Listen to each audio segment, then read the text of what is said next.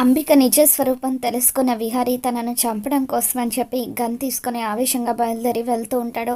ఇక దాంతో లక్ష్మి విహారీని ఆపడానికి ఎంతగానో ప్రయత్నిస్తూ ఉంటుంది. విహారీ గారు, దయచేసి మనం ఇంటికి వెళ్ళిపోదాం పదండి, అంబిక గారిని ఏమీ చేయొద్దు అని అంటూ ఉంటే ఇక అప్పుడు విహారీ, లేదు లక్ష్మి, డబ్బు పైన కూడా సంపాదించుకోగలం, కానీ మా అత్తయ్య నా వెనుకే ఉండి వెన్నుపోటు పొడుస్తూ నీ ప్రాణాలు కూడా తీయాలని చూసింది. ఎట్టి పరిస్థితుల్లోనూ తనని నేను విడిచిపెట్టను అని చెప్పి అలా ఆవేశంగా గన్ తీసుకొని విహారీ బయలుదేరి వెళ్తూ ఉంటాడు. ఇక దాంతో విహారీ అంబికను షూట్ చేసినట్టు, అంబిక చనిపోయినట్టు లక్ష్మి ఒక్కసారిగా ఊహించుకొని, విహారీ గారు ప్లీజ్ మీకు దండం పెడతాను, కారు ఆపండి, మీరు కనుక ఇప్పుడు కారు ఆపకపోతే ఈ గన్తో నేనే షూట్ చేసుకొని చచ్చిపోతాను అని లక్ష్మి విహారీని బెదిరిస్తూ ఉంటుంది. అలా కాదు లక్ష్మి అని చెప్పి అంటూ ఉంటే అప్పుడు లక్ష్మి, విహారీ గారు, మీకు నా మీద ఏమాత్రం అభిమానం ఉన్నా సరే మీరు కారు వెనక్కి తిప్పండి, మనం వెళ్ళిపోదాం అని చెప్పి లక్ష్మి అంటూ ఉంటుంది. దాంతో విహారీ లక్ష్మి ఇద్దరు కూడా తిరిగి ఇంటికి వచ్చేస్తారు. విహారీ, ఏమైందిరా, ఏంటా ఆవేశం అని చెప్పి యమున అంటూ ఉంటే, అమ్మ, అంబిక అత్తయ్య మన కుటుంబానికి చేసిన ద్రోహానికి తనని చంపేద్దామని వెళ్తూ ఉంటే లక్ష్మి నన్ను బలవంతంగా ఆపేసింది. లక్ష్మి అడ్డుపడకపోయి ఉంటే ఈరోజు అత్తయ్యని చంపేసేవాడిని అని విహారీ అంటూ ఉంటాడు. ఇక దాంతో యమున, రే విహారీ, నాకున్నది నువ్వు ఒకే ఒక్కడివి, ఇప్పుడు అంబికను చంపి నువ్వు జైలుకి వెళ్తే మా అందరి పరిస్థితి ఏమవుతుందో ఆలోచించావా? నిన్నే నమ్ముకున్నా నా పరిస్థితి ఏంటి, సహస్ర పరిస్థితి ఏంటి అని చెప్పి అంటూ ఉంటే అప్పుడు పద్మాక్షి, అవును విహారీ, నువ్వు ఇలా ఆవేశపడడం కరెక్ట్ కాదు, అంబిక ఇంటికి వచ్చిన తర్వాత ఎందుకు ఇలా చేసిందో నిలదీద్దామని చెప్పి అంటూ ఉంటుంది. మరోవైపు అంబిక విహారీకి నిజం తెలిసిపోవడంతో ప్రస్తుతానికి విహారీ కాళ్ళు పట్టుకొని బతిమలాడటం తప్ప నాకు వేరే ఆప్షన్ లేదు, ఎలాగైనా సరే విహారీని బతిమలాడాలి, నేను మారిపోయినట్టుగా విహారీని నమ్మించాలి, అప్పుడే నేను ఏదైనా కొత్త ప్లాన్ వేసి అనుకున్నది సాధించగలను అని చెప్పి అంబిక ఇంటికి వస్తుంది. అంబిక గడప దాటి లోపలికి వస్తూ ఉంటే ఆగు అంటూ పద్మాక్షి గట్టిగా అరుస్తుంది. సొంత చెల్లెలు అయ్యుండి విహారీకి ఇంత ద్రోహం చేయాలని నీకు అలా ఎలా అనిపించింది అంబిక? నా అల్లుడికి ఇంత ద్రోహం చేస్తావా అని చెప్పి పద్మాక్షి ప్రశ్నిస్తూ ఉంటే, అక్క ఒక్కసారి నేను చెప్పేది వినక్క అని అంబిక అంటూ ఉంటుంది. ఇక దాంతో ఏం చెప్తావు అత్తయ్య, నీ నిజ స్వరూపం అంతా తెలిసిన తర్వాత ఇంకా ఏం మాటలు చెప్పి మమ్మల్ని అందరినీ మోసం చేయాలనుకుంటున్నావని విహారీ మండిపడుతూ ఉంటాడు. దాంతో అంబిక, నన్ను క్షమించు విహారీ, ఇదంతా నేను కావాలని చేయలేదు, నేను ఇలా మారిపోవడానికి కారణం సుభాష్ని నేను ప్రేమించాను, కానీ సుభాష్ మాత్రం నా వెనకాలన్న ఆస్తిని ప్రేమించాడు, నన్ను పెళ్లి చేసుకోవాలంటే నేను ఈ ఆస్తికి వారసురాల్ని కావాలని, కంపెనీకి చైర్మన్ని కావాలని కండిషన్ పెట్టాడు, అందుకే నేను సుభాష్ మాయలో పడిపోయి ఇదంతా చేశాను, కానీ ఆ సుభాష్ మాత్రం నన్ను దారుణంగా మోసం చేశాడు, ఇదంతా ఆ సుభాష్ వల్లే జరిగింది విహారీ, దయచేసి నన్ను క్షమించు, చిన్నవాడివైనా నీ కాళ్ళు పట్టుకుంటాను, నువ్వు నన్ను ఇంట్లో నుండి గెంటేస్తే ఎక్కడికని వెళ్ళను విహారీ, నాకు బుద్ధొచ్చింది, ఇకపై నేను ఎటువంటి తప్పులు చేయను అని అంబిక ఏడుస్తున్నట్టుగా నటిస్తూ విహారీ కాళ్ళు పట్టుకుంటుంది.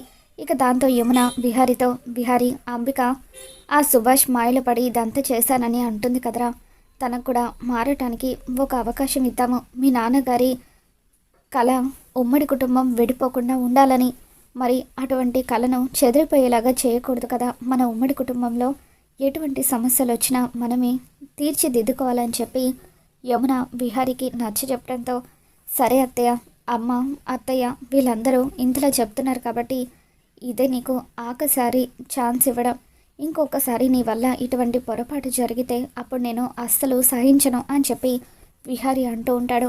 అయితే ఇప్పుడు నువ్వు నన్ను క్షమించినట్టే కదా Vihari, thank you so much Vihari అని చెప్పి, నువ్వు మా అన్నయ్యలాగే దేవుడివి, మా అన్నయ్య కూడా మేమెవరం తప్పు చేసినా కూడా వెంటనే క్షమించేవాడు, అటువంటి మంచి మనసు నీకు కూడా వచ్చింది అని చెప్పి అంబిక లోపలికి వెళ్ళిపోతుంది. ఆ తర్వాత అందరూ కూడా ఎవరి గదిలోకి వాళ్ళు వెళ్ళిపోతారు. లక్ష్మి గదిలోకి వెళ్ళిన తర్వాత నిజంగానే అంబిక అమ్మ మారిపోయారా మారిపోయినట్టుగా నటిస్తున్నారా? నేను మాత్రం ఆవిడ్ని ఎట్టి పరిస్థితుల్లోనూ నమ్మను. ఆవిడ మీద ఒక కన్నేసి ఉంచుతాను అని చెప్పి లక్ష్మి ఆలోచిస్తూ ఉంటుంది. ఇంతలో లక్ష్మి దగ్గరికి విహారీ వస్తాడు. లక్ష్మి, రేపు జడ్జి గారు మనల్ని గుడికి ఎందుకు రమ్మని చెప్పారు అని అంటూ ఉంటే అప్పుడు లక్ష్మి, ఏమో తెలీదు విహారీ గారు అని చెప్పి అంటూ ఉంటుంది. ఇక దాంతో విహారీ, చూడు లక్ష్మి, నేను నీ మెడలో తాళి కట్టాను అనడానికి ఈ తాళే సాక్ష్యం. ఆ జడ్జి గారు కాదు కదా, దేవుడు వచ్చినా సరే మనల్ని ఎవరూ కూడా విడదీయలేరు. నీ మెడలో ఉన్న తాళిని ఎవరూ కూడా టచ్ చేయలేరు అని చెప్పి విహారీ లక్ష్మికి చెబుతూ ఉంటాడో. మరోవైపు సహస్ర ప్రకాష్తో కలిసి లక్ష్మి మీద కుట్ర చేస్తూ ఉంటుంది. ఎలాగైనా సరే నువ్వు రేపు గుడిలో జడ్జిని కలవడానికి గుడికి వెళ్ళినప్పుడు నువ్వు లక్ష్మి మెడలో ఉన్న తాళిని తెంచేయాలి.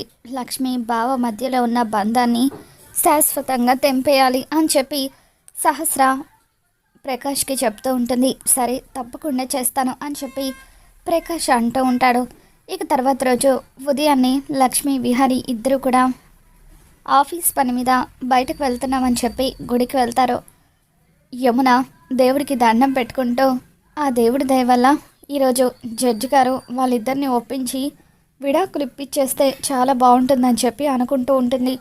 లక్ష్మి విహారీ ఇద్దరు కూడా జడ్జి గారిని కలుస్తారు. అమ్మ లక్ష్మి, నేను గుడికి ఎందుకు రమ్మన్నానో తెలుసా?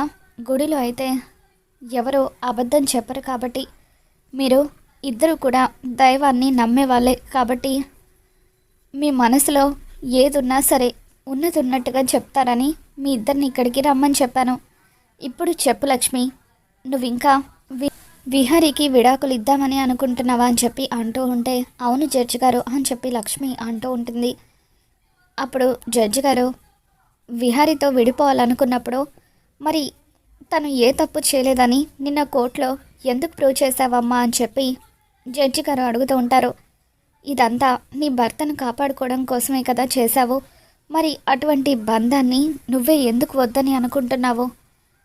నువ్వు మనసులో ఏదో పెట్టుకొని ఇదంతా చేస్తున్నావని నాకు అనిపిస్తుంది. నిజానికి విహారీ అంటే నీకు ఎంతో ప్రేమ ఉంది అని చెప్పి జడ్జి గారు అంటూ ఉంటారు. లేదు జడ్జి గారు, అటువంటిదేమీ లేదు. సాటి మనిషిగా ఏ తప్పు చేయని విహారీ గారికి శిక్ష పడకూడదని అలా చేశాను అని లక్ష్మి అంటూ ఉంటుంది. అప్పుడు విహారీ, లేదు జడ్జి గారు, లక్ష్మి అబద్ధం చెప్తుంది. తనకు కూడా నేనంటే మనసులో ఎంతో ప్రేమ ఉంది అని చెప్పి అంటూ ఉంటాడు.